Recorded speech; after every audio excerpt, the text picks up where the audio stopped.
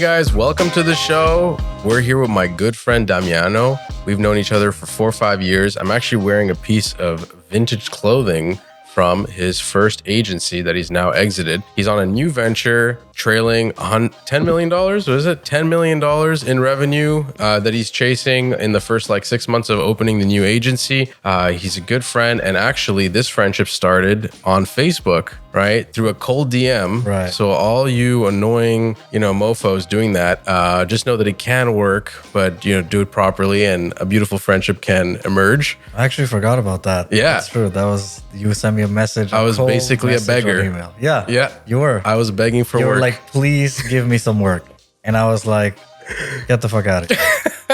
Yeah. That's where it all started. Exactly. You gave me an arrogant answer to that. I gave you another arrogant answer to that. I followed up. It was 3 months of follow-up. Yeah. Yeah. Don't forget. And eventually we did it. Eventually we hired you. And here we are 3 years later. Yeah. That's crazy. So tell me a little bit about Startup Slang. I know the story, but just for the audience. Yeah, Startup Slang was my first real business as an adult. I ran a couple of businesses before that in my teenage years. They were nothing major, but impressive for a teenager, I think. But yeah, Startup Slang was an agency that was basically an extension of my freelance work that I had been doing before that for a couple of years on a platform called Fiverr. And on Fiverr, world's largest freelancing marketplace, started helping people just building Shopify stores. This was, 2015, 2016, 2017. It was the, I want to say golden age of drop shipping where everybody wanted to do a drop shipping store. And, there's a lot of gurus out there that were teaching people how to do this. And I drop shipped for a bit, learned how to do that. And I realized that I enjoyed building websites a lot more. So started offering that service on Fiverr, and little by little that grew into an agency that eventually made it to 65 people. Just crazy. Yeah, it's crazy. And you were a top-rated Fiverr seller at some point. Yeah. Top-rated Fiverr seller. Was featured on Fiverr by, their stock report and a bunch of other stuff. And then outside of Fiverr, also with Startup Slang, we got to work with some pretty cool brands. Like Dyson, Panasonic, EA Sports, Electronic Arts. It was pretty cool. So yeah, Fiverr really started all of that, and I think it's a good example of how you can take your freelancing career into a full-on company. Exactly. Sick. It's crazy because people just look at that as a kind of I'm going to get a few gigs, but yeah, that actually was the backbone of you scaling, right? Yeah. And then you got into crypto and then a bunch of other stuff as well, and that's kind of what led you to where you are today. But okay, so describe to me the Fiverr buyer. People that go on Fiverr, describe them to me. I think a big misconception of Fiverr is that there is a Fiverr buyer. The truth about Fiverr is that Fiverr has 33 million people. So there is everyone on Fiverr. You can find people that just have a dream and just want to be free, but you can also find Fortune 500 companies that are just looking to fulfill little jobs and things like that. So I think the large majority of Fiverr people, I would say, are small businesses, very small and medium-sized businesses. But the range there goes from 0 to 20, $30 million a year. So there's a little bit of everything. Okay. I think what's important about platforms like this is just realizing that you kind of have to treat it like it's a new country. You're going to this new country, you don't really know anyone, you're starting a business. And so your target audience is pretty broad at the beginning. It's whoever walks into your business, right? But then from there, you get to craft your gig and craft your service into something that's a little bit more tailored to a specific type of client, which is why there's people on Fiverr that are Fiverr pros that work with budgets over $10,000 and stuff. And there's other people that are just, regular sellers. Doing volume. Yeah. Right. Interesting. And also depending on the country, right? Obviously being in Canada, you need to charge a lot more money because it's a more expensive country. But, people that are in India or they're in Philippines or, cheaper countries, they get to charge a lot lower. And to them, it's still pretty amazing. And, I have a friend in India that's been on Fiverr and he runs a logo gig. So he mostly does logos for $10 a logo. But he's got 30 people and he's making $2 million a year. That's crazy. That's crazy. So do you think that as a seller on Fiverr, it's more advantageous to actually be outside of the kind of G20 countries, the bigger economies? I think it all depends on how you play it, right? It's all about execution at the end of the day. So I wouldn't say it's more advantageous to be out of the G20 countries. I just think it's a different play. So my customers usually want to come to us because they don't want to deal with the time zone differences and the cultural differences, and they want to hire people that are here, right? And on Fiverr you kind of have everything, right? You have also like people that are here that are hiring people in third world countries and managing them. You have other people that want to keep teams strictly in their like country, whether it's Canada or the US or something like that. So you really have to choose the sort of buyer you want to go after there. You're kind of an expert in this kind of, it's almost geopolitical at this point, right? Like, because like you're dealing with people from different countries, the hiring process, different cultures. You're dealing with clients with different budgets at different levels. So, and you're also part of a group, right? Tell me about that. Yeah, I mean, like, so Startup Slang, eventually I sold that company last year, and then I moved on to other things, and I joined my new company now, which is called Brand Butter. And Brand Butter is part of a larger group. So we are part of a holding company as well, who is our main investor as well. But save that sauce for later. I want to build it up. I really want to get to the backstory of it. Like so you started on Fiverr, but tell me a little bit about this group called BMI. Oh, you're talking about BMI? Yeah, because okay, right. Because obviously, right, like you were on Fiverr, you became a top-rated Fiverr seller. Mm-hmm. That propulsed you into like really being an entrepreneur. Yeah. Like you scaled to a certain amount, and then obviously, right, you kind of were like, well, now I've gotten to this point. What do I do? Right? You sought a community. Is that kind of how it went down? Yeah, like I think on Fiverr, especially when you're like in a niche at the beginning, you kind of get to the point where you're like, okay, well, I'm making 13, 15K a month. I want to take it to the next level. Don't really know what I have to do. No one to show me the ropes. Kind of have to figure this out myself. And so you start watching a lot of YouTube videos and you start trying to figure this out. And to me at the time, I wasn't necessarily seeking a community. What I was looking for was a way for me to get more clients. So like a lot of agency owners, like you just kind of like live for that, right? Like number one question that an agency owner will ask you if he meets you as another agency owner is, where do you get your leads? It's like a very normal conversation.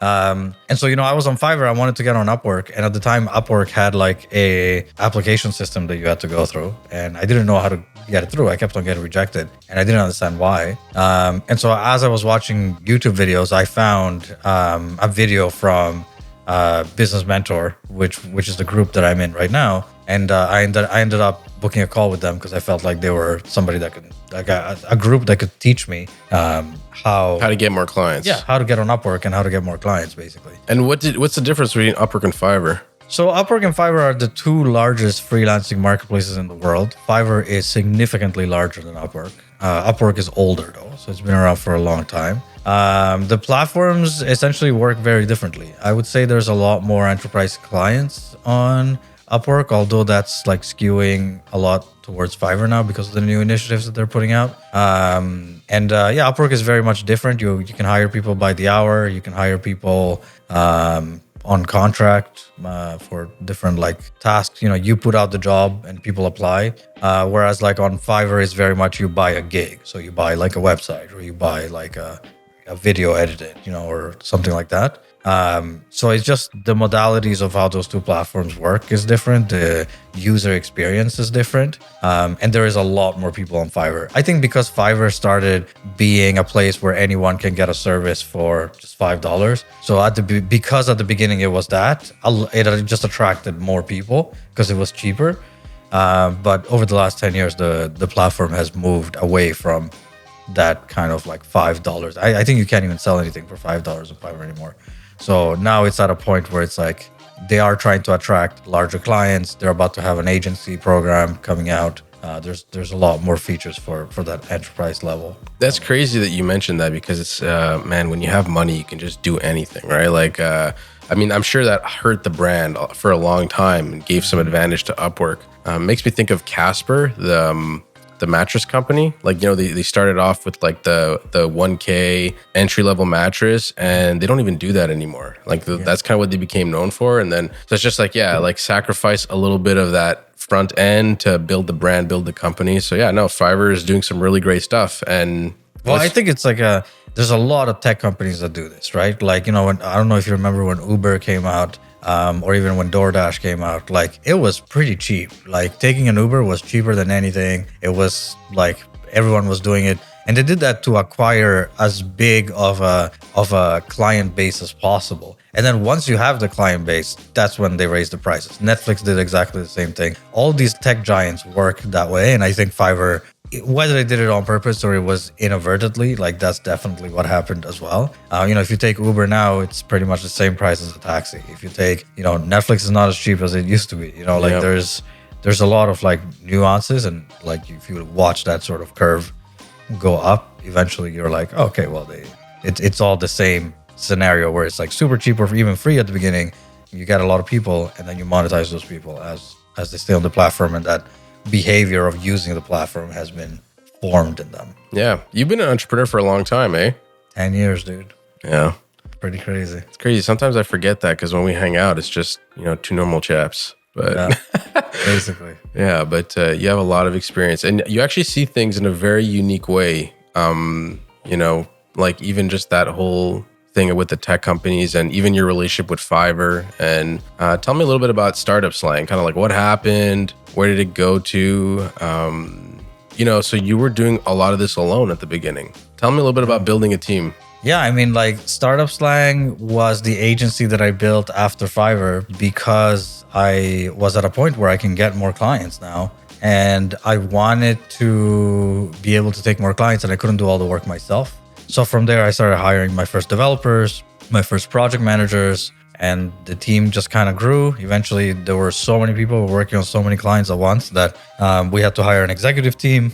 And so our executive team was taking care of different parts of the business and stuff. And really started it on my own, owned 100% of the company all the way to until like we grew like substantially large. And eventually I got myself out of the operations completely. Like I was only doing high level business development. I was not talking to the client. I was barely talking to the people working there. And some of the people that would get hired, they just would never even know me. I think that was probably one of my big mistakes. It was just like taking a step back from the internal operations of the business. Maybe like too that. soon. Yeah, too soon. Definitely too soon. But, as a first-time entrepreneur, you make your mistakes. And I feel like, especially with a business where it's your business, your first business, that's where you're supposed to make your mistakes, And I'm kind of glad that I did it. And now, after this, like I've actually met a lot of people that went through the same sort of experience. And I noticed that it's very similar. You kind of, as an agency owner, you start by yourself. You start as a freelancer. You become very, very good, and then eventually you get to build a team. You build a big agency,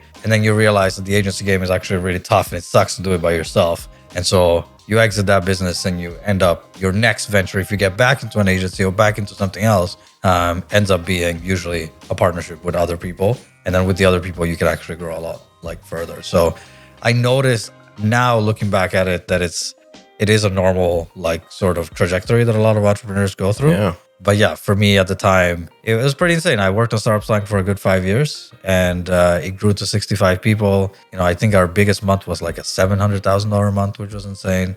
For a company that started with me having $400 in the bank, that's pretty crazy. We had offices in Toronto, Montreal, and eventually we opened an office in Paris as well, which was a mistake because I learned that international expansion is not easy, and there's a lot of people that fail at it. A lot of companies fail at it. We failed at it for sure. That French expansion did not go as planned at all, but we did. I learned from that, and yeah, it was a wild ride. Yeah. No ego, just business. I got to see you go through it, and one thing that always struck me was your resilience and optimism. That was like, when things were going good, that was good. When things were going bad, that was like also good. So tell me a little bit about $400 Damiano, like 10 years ago. Take me back. Yeah, dude. Like, at the time, I think I was pretty much like a slave to the system, like a lot of people. And I was working jobs, right? So I just wanted to just find a better job constantly. Growing up here in Montreal, eventually I was under the assumption that I couldn't find what was for me here. So I ended up moving to Toronto. And when I moved to Toronto, that's where I was like, I left Montreal being paid $37,000 a year. That was my salary at like 25 years old, right? And I was working in nonprofit organizations because I loved helping the community and having an impact in the world, or what I thought was an impact at the time. And and so like when I moved to Toronto, though, one of the things that I realized is that I can't really make an impact if I don't have money. And I was like, I can't really do anything that I want to do, and I'm not really free. And in Toronto, it was even worse than here in Montreal because, I grew up in Montreal. I'm kind of like used to the city. In Toronto, it was more like, I got a job and then I had to like commute 2 hours or 3 hours a day to get to that job and back. It was like... You make a little bit extra money, but all that extra money goes like away. Basically. And it's just, and I find that in Toronto, especially, or in other big cities like that, there's a lot of people that work 2-3 jobs. They have their full-time job and then they drive Uber on the side to make extra money and make ends meet and stuff. And there's a lot of that in Toronto because it's such an expensive city. So I kind of got to the point where like I needed to hustle to bring up my level of like life. And at the time, because I wasn't an entrepreneur yet, I was like, well, I'm going to try to get a job at like $60,000 a year, which I thought was a huge achievement for me to be able to get that, because I was going from 37,000 to 60,000. Hey man, that's 2x. Yeah, almost 2x, And I was like, okay, well, I'm gonna try to do this.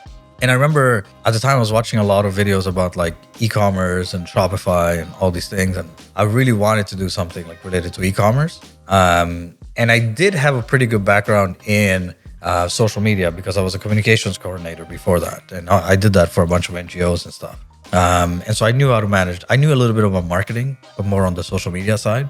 And so I remember when I moved to Toronto, one day I really needed a job. After I paid my rent, I only had $400 left, and I walked into a pharmacy and I was like, hey, can you guys, like, I just need any job. Like, I'll just take a job. And they were like, yeah, we can give you could be an assistant manager here. Like, you have a lot of experience in pharmacies. I had been working in pharmacies for 10 years while I was in school. And they offered me $11 an hour. And I made the calculations, and I remember thinking like, man, $11 an hour is not enough for me to live. I can't even pay my rent with that. It's crazy. And so I left that. I walked out of that pharmacy after the interview. I was super, like, I felt really defeated. And I looked at my watch and it was like 10 a.m. in the morning. And I'm like, hey, you know what? I have the whole day ahead of me. I went to Staples. I printed my resume like 100 times.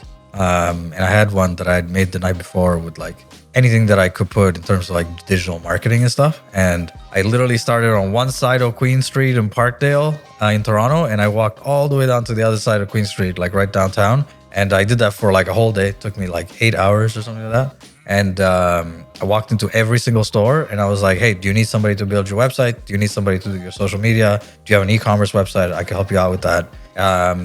And it was a funnel. Like, I didn't realize it at the time, but that was a funnel. Like, I got in front of 100 potential leads in 8 hours. Out of that effort, I ended up getting 6 interviews. From those 6 interviews, I got 2 offers, and one of the offers was $60,000 a year as an e-commerce and marketing lead. There you go. So it was like one day, 8 hours worth of work. Yeah. And that's what really, that was my first experience of just doing something in like a hyper concentrated way in a short period of time and achieving that goal in a short period of time. And it really changed my mentality on what's possible. That's crazy. Yeah. And did you realize then or later that you were maybe mentally ill and that's like you were just chasing the adrenaline? Yeah. Well, I don't think I still haven't realized that.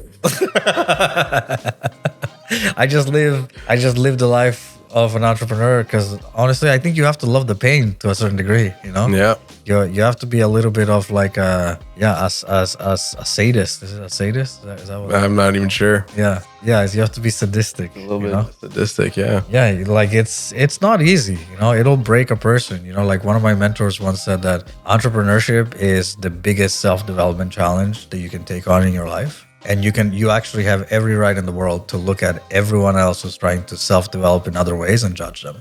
Because it's not as hard as what you're doing. It's a little bit radical, but it's true at the same time. It is very, I would rather be on a mountain meditating, you know? Yeah. But no, I'm going to do the fucking hard thing of You're gonna be on dealing Queen with these Street. idiots. Like, yeah, fucking knocking on doors. And, Knocking on doors. like, and- that was cool because you did that in one day, but Yeah.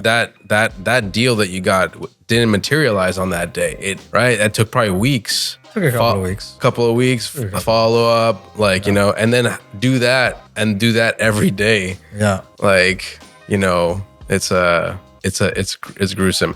You know, it's crazy because that's kind of also what connected me with you, because at some point I was just fed up, and I did that virtually, in the sense that I did 100 DMs a day on Facebook from people in different groups, and that gave me like 4 years of business. So Wow. yeah, 4 years of business. How long mean- did you do that for? I did that for 6 months. Oh, you mean like this relationship was 4 years of business? Well, no. I mean, it sustained me for 4 years. Right, it right, allowed me to, it gave me like enough referrals, and like, Right. you know, basically enough seeds were planted. We that have given you a shit ton of You have, I Yeah, swear. that's Let the record show. That's the record show. We are a significant amount of this man's revenue today. Yeah. That's why the first episode was Goth Rider, because to be honest, you know, they were like one of my first clients, and also my first successful projects. And then obviously you, because, you know, yeah, you have Right. sustained me for quite a lot. Have you met other people like that on Facebook, like from the outreach? Where you were Lucas, like, oh, who I'm shit, gonna have on the okay. pod, you know, yeah, like a lot. You met Lucas like that? That's crazy. Yes. Damn. Like, you know, having to go and live at his mom's place Yeah, that's for crazy. like 6 months to build another adjacent So department. the Facebook outreach funnel has changed your life. That was my Fiverr. Right. Yeah, Right. like for a little bit. Interesting. Yeah, like that was. I think every entrepreneur kind of has that moment, you know, where they're just like, I got $400 left. What do I do? I don't want to keep living this life, and they just Yeah. do something radical. Yeah, So basically. Yeah. that's crazy. No ego, just business. And what led you to Fiverr? Like, you know, you did that got you a little bit of business, but then how did you stumble on Fiverr? How did I stumble on Fiverr? I mean, so I think one of the things that has led me to become an entrepreneur is my ability to just find loopholes in the system and just kind of like hack systems. You know, like I've always done that, like even when I was a child and stuff, you know? And when I was in university, I hated university. Like I was not a good university student at all.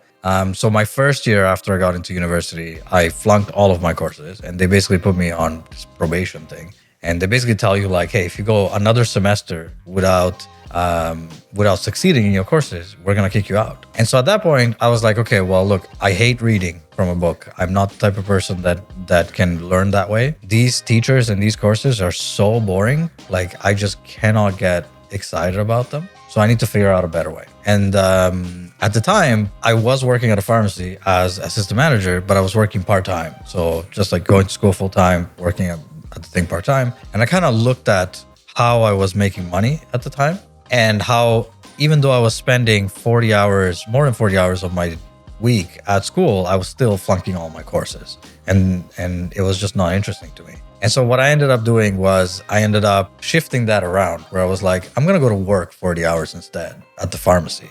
And I am only going to spend 20 hours on school, and I'm going to succeed because I'm going to hack the system inside out. So the first thing that I realized was that I was too stupid for these classes and these courses. And so I needed to hire people who were smarter than me I love it. to write my papers.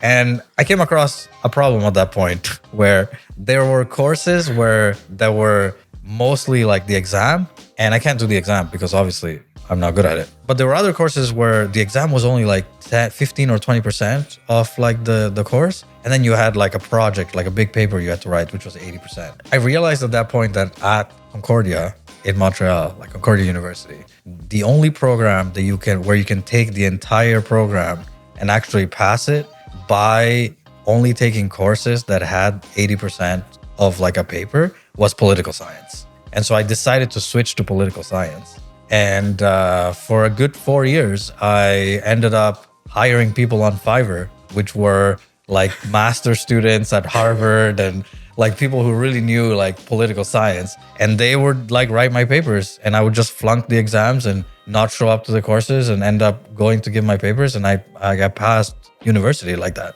That's crazy. I have a degree in political science, dude, and I have no fucking clue how the government works.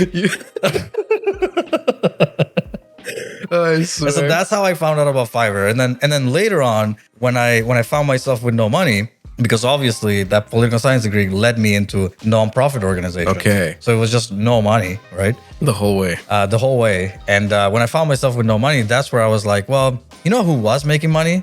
The fucking people I was hiring on Fiverr. Like, I was like, I should try to become them. Like, that makes a lot more sense. Interesting. Yeah, and that's how I got on Fiverr, and I became a seller on Fiverr because I was a buyer originally that was using it. Bro, Past that's school. amazing. Yeah. I didn't even know that like intricacy and that level of detail of that. Yeah. It's not the only system I hacked, and I feel like that mentality, which like for a long time, I think a lot of people look down on, and I also They didn't think it's understand. taboo. Yeah, but you 100%. traded one resource for another. Yeah. It's hacking the system. Yeah. You know? You're like, you could call it like out of the box, like thinking or whatever you Yeah. want, but that was basically what it is. There's a system here. I don't want to play by it, so I'm gonna figure out how can I win by hacking it a little bit. That's so It's interesting. gray hat marketing. Yeah, it is. Yeah. You've always been so good at that, honestly, man. Yeah. Like finding the points of leverage to give you the most boost. So yeah, that's how you got into Fiverr. That's amazing. So then that led you to Startup Slang, Yeah. right? And then you grew that team and then realized that growing an agency is hard. There's a lot of overhead. Clients is not always consistent. Let's say for someone that's watching this that maybe is in that kind of situation where they don't see a way out, what would you tell them about Fiverr just before we kind of turn the page on that? I mean, Fiverr is like it's just a very good place for you to get at least your initial clients. I think it's a good place to start. It doesn't cost money, so it's not going to put you more in the hole. You just got to do the work. You just, get on the platform, learn it, like really learn it, talk to other sellers, and also understand that there is a community on Fiverr as well. And there's a community of people doing this, and you can actually learn a lot. Some of my best friends today are other sellers that I met on Fiverr, and we still work together to this day. So I think that's really what made me successful on the platform, was just embodying it and living it and spending a lot of time on it and meeting other people. And that's really what makes the difference. And it's worth it. It's definitely worth it. Somebody told me that in 2024 today, if a company or someone is looking to buy a digital service, 50% of the time they will go to Fiverr or Upwork. That's crazy. 50% of the time in this market, right? In the North American market. And that's pretty impressive, I think.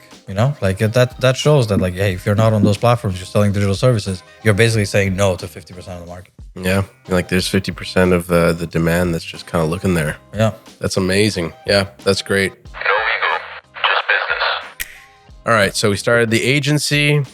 Now we're going to go into the thick of it, into the fog. We spoke about the young buck. He was down on his luck, knocked on doors, scaled it, right? That was like brute force. I mean, not even that, maybe not. Like, you were exploiting loopholes. You were always kind of like, you and I have a very different style. Like, I'm actually a little bit more brute force, and you have always found the loopholes. You've always moved intelligently, like kind of like with a lot of agility. Tell me a little bit about like why Startup Slang maybe didn't go the way you wanted it to. Yeah, I mean, honestly, it's like I said, it was my first business. It was the business that I made my mistakes with, and I'm glad that it grew to the size that it grew. But yeah, honestly, like a lot of my mistakes was trusting the wrong people. That's really what it came down to. I had employees that ended up like stealing clients from us and starting their own agencies. I had clients that ended up frauding us, bringing us to court and stuff. Like there was a lot. Like we work with 2,000 businesses, so there was quite a few things that were going wrong constantly. I think also my big kind of like the thing that I couldn't get over was also like I had come from a background of like working in community and working in nonprofit organizations. So I really cared a lot about people. And so I kind of built the company to be more of like a family. And I realized that was a mistake, because a company, especially at its infancy, shouldn't be a family. It should be more like a sports team where it's very much based on performance. So I think I had a lot of people that weren't performing where I needed them to perform repeatedly. And I kept on just keeping them on because I treated them like family. And I think for some companies that works. Like, I have seen some of my clients that do that and it works for them and it's great. But I just think for an agency, it's not really like the best way to run things, and that was a mistake, definitely. I think like most of the mistakes that I made were around people and hires, and so that taught me a lot for sure. And then just we were completely bootstrapped, so we didn't have any investment or anything like that. I didn't seek more investment either, because things were going great during the crypto bull run. We pivoted from e-commerce to be not just e-commerce but also Web3 marketing, and we legitimately became Canada's biggest Web3 marketing agency just because we were the only ones. There was nobody as big as us that were doing Web3 marketing, and we got to work with a lot of great projects and stuff. But once the bull run ended and the crypto winter sort of started, our revenue just tanked. And it happened to be at the same time where like I had some problems with like employees stealing some clients and things like that. And you had massive overhead. Yeah, a massive overhead that I didn't want to get rid of because I cared about these people, which was definitely the wrong way to look at it, because that was not serving either us or them. And my answer to that was, well, let's expand into a new market. And we ended up opening an office in Paris, in France. Since we already had an office in Montreal, we were already working in French. Half of our team spoke French. So I was like, let's start taking some clients in French. There was also some government programs that we thought we could maybe take advantage of, and that didn't do so well. So, of course, you were always extremely optimistic, and there is this culture in the entrepreneurial space where it's just like always scale, always double down on yourself. If you don't do it, you don't believe in it. Like there's this kind of like a toxic culture that people are like, everyone's kind of preaching of like the grind and everything. And do you think that maybe there was some influence there? Or I think maybe like a little bit, but to be honest, that's still how I operate. I mean, you like are less. a grinder, yes. But like I would say the major factor that sort of had the company get to a point of failure was my inability to accept the fact that I didn't have enough experience for whatever the next stage was going to be. Interesting. And that the people I was working with also didn't have that kind of experience. And It's so true. looking back at it today, like the real solution should have been to go from, $500,000 a month back down to maybe 40, right? $40,000 a month and scale completely back. And then also let go of a lot of the clients that we couldn't like take that hit temporarily to then keep going and rebuild it and make it more sustainable. It's just That- crazy. Yeah, and that was the hard thing. That was the hard thing. Eventually, I found myself in this fork in the road where I was like, man, I either go back down to $40,000 a month and try to rebuild this thing sustainably, or you know what, like I've had a good run with it. Let me see if I can exit at this point. And that's what I decided to do. I decided to exit, which luckily I was able to do. That's amazing. And I'm guessing working in the Web3 space, you met a lot of interesting people. How did you meet the next partners? Because now this is where we start talking about brand butter. Yeah, I mean, honestly, like one of the things that I think has always been one of my strengths is just networking. Like I just network like crazy. It's all I do basically. I think I really embody that saying of your network is your net worth. I think it's important to meet as many people as you can. Have those people, build relationships with you and know who you are. And that's also why I kind of wanted to step back from Startup Slang, and I took myself out of the operations because I wanted to focus more on that networking sort of aspect. And I feel like if I had, the right people in the right seats at the time, I could have done that sustainably, but I didn't, unfortunately. But luckily, because I got to do that, I don't know if you remember, but at the last year of Startup Slang, I was basically traveling every single month. We went to LA together, like we did like a bunch of like conferences. We were meeting people left and right. And it was during that year that I actually ended up meeting my business partner today, who I never thought would become my business partner at the time.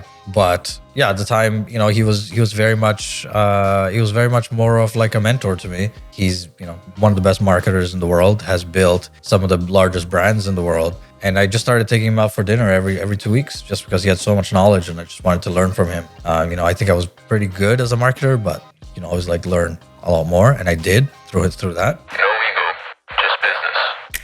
That's crazy. So you, a guy that got to $500,000 a month, met this man and said, I'm gonna pay and take him out every 2 weeks Yeah. just to learn. Yeah. Like you just kind of humbled yourself like that. Yeah, I mean, I honestly, I don't even think it was like humbling myself, just because I enjoyed talking to him, and I enjoyed, like, we became friends over time, you know. So it was just like hanging out with a friend, and it still is like that to this day. Like I definitely consider him a friend, but yeah, just like the knowledge from his experience was definitely something that helped me like quite a bit.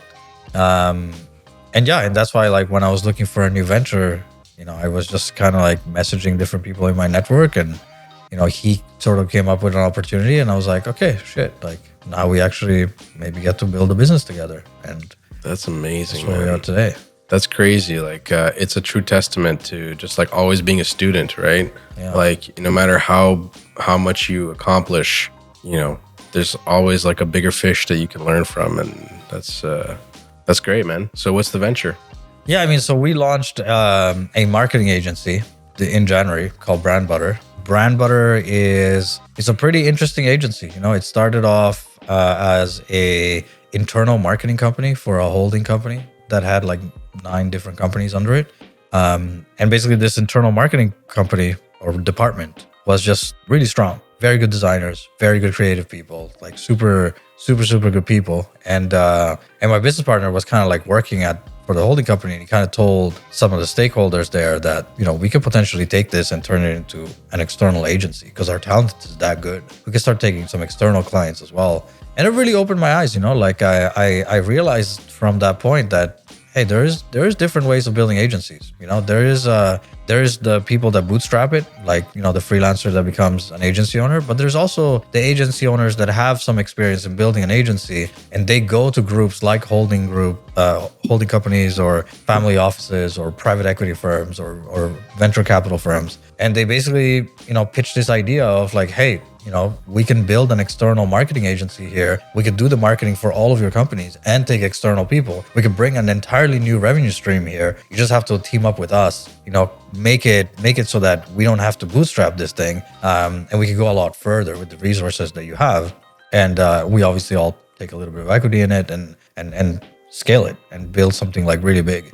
And so from that point, we were like, okay, well, we can do this. And November is when we decided that we were going to do this, and we were going to launch Brand Butter, which is the marketing agency that we run today. You know, we launched officially on January 1st and started building the team from there, started building the processes from there. We are now in May, already crossed the 7-figure mark like months ago. Some of the clients we're working with are, you know, you can go to our website, you can see it. You know, we have Nike on there, we have HBO Max, we have Amazon Prime Video, right? The Dysons of the world, and a bunch of other like clients from Startup Slang. I got to build a team of people that I also trust and know. So, you know, a lot of the people are people that used to work with me at Startup Slang. Not all of them, but some of them are. There's also some people that I've mentored over the years that decided to no longer run their own companies and to just join this effort.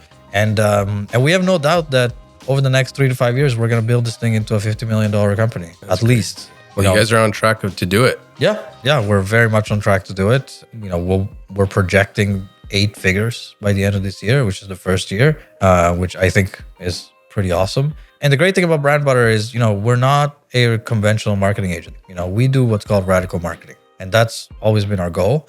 So although, you know, we do offer the performance marketing stuff and, you know, other things that our clients just inevitably are going to need, our main mission and our goal is to come up with campaigns that make advertising history. And so our clients come to us because we have that radical touch, because we can come up with things that are out of this world, you know, that hacker mentality that everyone at Brand Butter has, to really get those impressions, to monetize that audience, to figure out, you know, hey, what can we do to get some press and to really make an impact in marketing? Yeah, I mean, it's crazy because you've kind of stepped out again out of your comfort zone, right? Like you started out in building websites, then you went to Web3.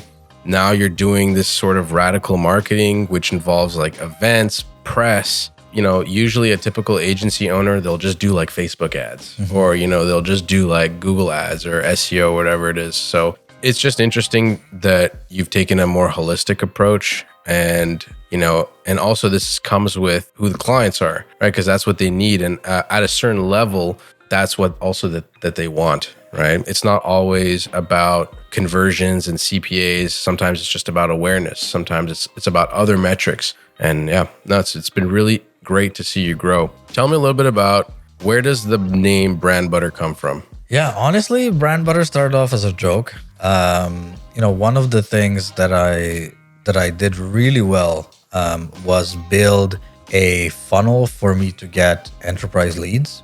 And I did that with Startup Slang, and I still do this to this day, where we basically host these private dinners and we invite these people from enterprise client companies out to dinner, and it's a very high-end dinner experience. Like it's at a 5-star restaurant. There's like very good food. There's other people in their industry or in similar industries that are there. It's sort of like a networking dinner. And then while we're there, we end up moving those people closer to actually working with us. And we have an entire methodology that we use to sort of do that. In one of those dinners, I ended up inviting my business partner to it. And my business partner at the time was a consultant, so he didn't really have a company that he was with. And when he came in, the person at the door was like, "Oh, sir, you have to put the name of a company." And he didn't know what to put. And he saw on the table that there was this brown butter little dish that was hanging out there. And it was just like a little piece of butter. It happened to be brown, so he wrote brown butter on the thing. And I remember going there and being like, "What is brown butter?" And he was like, "Oh, I just didn't know what to put, so I just put that." And that was months before Brand Butter actually existed. And when we were thinking of a name for the company, that's where that joke kind of came back, where he was like, "Hey, remember brown butter? Why don't we call it brown butter?" I'm like, brown butter makes no sense. It needs to be a little bit more marketing related. So then he was like, "What about brand butter?" And then we started thinking about it. And I'm like, brand butter is actually pretty good because, butter is like that thing that you put on like toast, and the toast tastes better because of it. But, it's like sort of there. When it's there, when it's not there. And we're like, oh, okay, cool. Like butter. A little bit of butter for your brand. Yeah, a little bit of butter for your brand. Exactly. It's great. Makes it taste a little bit better. Yeah, exactly. Yeah, no, I love the name. I love the branding. You guys have always been very strong. Yeah. So what's your proudest achievement in all this journey, man? You're like, you started from having $400 in the bank. Now you're set to cross 8 figures. You've gone from a top-rated Fiverr seller to having your own agency to joining this massive group that has a lot of accomplishments. What's your proudest one out of all that? My proudest achievement was actually like recently. It was building myself back up from failure. I think that's like. Everyone says. What was that point exactly? Like, because I don't think the audience really understands. Because I was privileged enough to see that journey. Yeah. But where was that? Like, man, like, where were you? Yeah, I mean, when Startup Slang failed, right? We were at a point where we couldn't keep up with our overhead anymore, and the bank account actually went down to zero, and with the $250,000 a month overhead, and I had to like let go of everyone at that point. It was a very low point. Like, we couldn't even service our clients anymore. Like when Startup Slang really died was that, and it was a series of bad decisions that had got us there, for sure. And it was a series of my bad decisions, and also an inability for me to do the hard thing, which was restart. I did take the easy way out in exiting the business, but at the same time, turns out that easy way was not so easy. And it actually ended up being a lot harder than what I thought. It's like not working out and then becoming sick later. Yeah, type thing, basically. Yeah, what at the time seems like the easy way out was not the easy way out at all. And like my entire life crumbled at that point. Like my girlfriend I had at the time also like left. I got into like a really bad depression. I didn't really know like what the next step was gonna be. I had basically lost everything I had built for the last like 5 years. And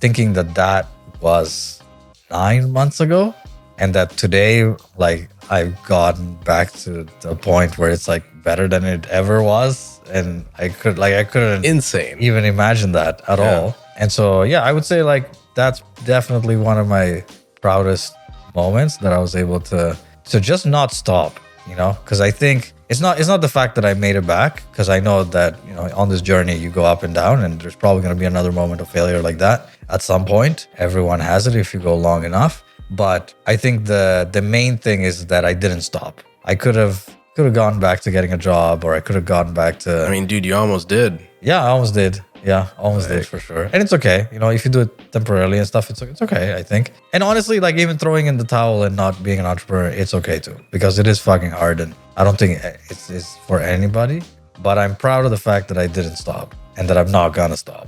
So that's. You were like you felt a little cross from the game, I feel like at some point, you know, like you had given it your all and you were just like, man, like fuck this. You know, at some point, and it's cool to see that you've refound that love for it. Yeah, right. Yeah, dude, life is exciting these days. Like I wake up, I love every single minute. Every minute is like really exciting. Like what we are doing right now with these radical brands. You know, I can't talk about it yet because like a lot of these campaigns are like being built. We're only 5 months old, but towards the end of the year, like you guys will see what we're working on because it's going to be public and it's going to be out there. And it is stuff that you cannot believe that a marketing agency is working on these kinds of things right now. That's amazing. It is like, you know, little hint, it is quite literally out of this world, which is crazy. I feel privileged to know what it is. No ego, just business. You know, when you were at the lowest point, what were some of the things that kind of got you through it? Honestly, I think one of the good things that I did throughout my entrepreneurial career was that I didn't meet a lot of entrepreneurs. I would say today, like 99% of my friends are entrepreneurs. And I am part of a mastermind as well, of like a community of people that I know and that I love and that I trust. And we've all kind of grown together in this business mentor community, building our agencies over the last 10 years. And I think community is really what got me through it, you know, because and it sucks for people that do this by themselves, I think, because it is, you know, those moments of crisis will hit, and it sucks to not have a community of people that understands that and that can support you through it. And even if it's just to talk, you know, even if it's just to say, hey man, I've been through this before. Like, this is how I approach it. So, and I think that community is really what it was the big hack in that case.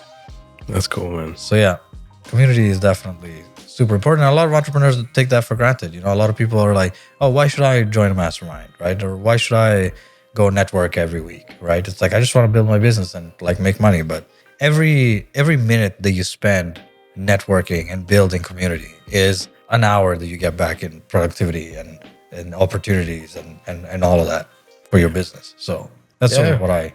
And you always like even just help the people, right? Like you meet someone at that event. You may not do exactly what they need, but you just connect them to someone, or you help them in whatever way. You give your personal time, and you were always very good at that. You never gatekept anything, actually. Yeah. You know, if there was a need to be connected to someone, you would, and you always kind of did what you thought was best for the person. And like, you know, you acted very unselfishly a lot of the time. So it's like, yeah, I feel like that came back to you tenfold. So I guess so. Yeah. Like it's, you know, I believe in just like doing the most rational, logical thing for the person and not have it be like emotionally tied in any way. Right. So, and that's sort of like how I always saw that. And I think BMI, like the group that I'm part of, also like taught me a lot of that, because the whole thing is based on peer-to-peer mentoring. So, you know, usually when you join a group, let's say Iman Ghazi's group or, you know, one of these gurus, you're kind of following the guru, you know. What I like about, you know, Business Mentor, the group that I'm part of, is that, you know, there's a leader. His name is Alexander Vitkin, but he's not the guru. I think Alex... He's a charming fellow. Yeah, Alex. But I think Alex he never even had an agency, to be honest. I don't think he ever had. But he's running a community of 215 agency owners. And we're all kind of learning from each other, you know? And, you know, sometimes you figure out something in business. And like for me, it's like the second I figure it out, I go tell my community. And they do exactly the same thing. And we all grow together because of it, you know? And I think that mentality probably propagated into other parts of my life as well and has made other parts of my life a lot better. So, yeah, shout out to Business Mentors. Sponsor the episode. You should ask him. Oh, yeah? She's going to say no. You could ask him. Man, I hope you guys are enjoying the show. This is the No Ego, Just Business show. We have Damiano. Thanks for joining us. Do you have any parting words? Like, you gave us a really good round tale of your journey so far. You covered a lot. Yeah. I mean, parting words. I know that most of the people that watch this podcast are entrepreneurs or people that want to take the jump and and be an entrepreneur.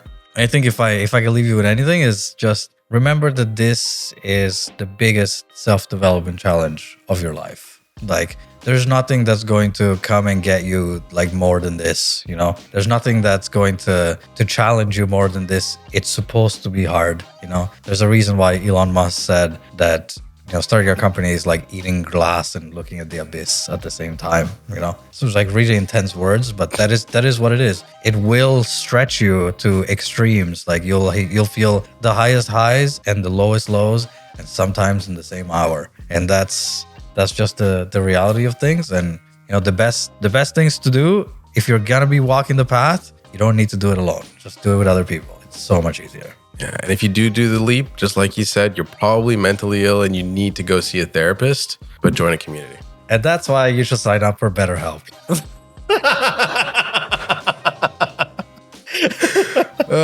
Man, cool.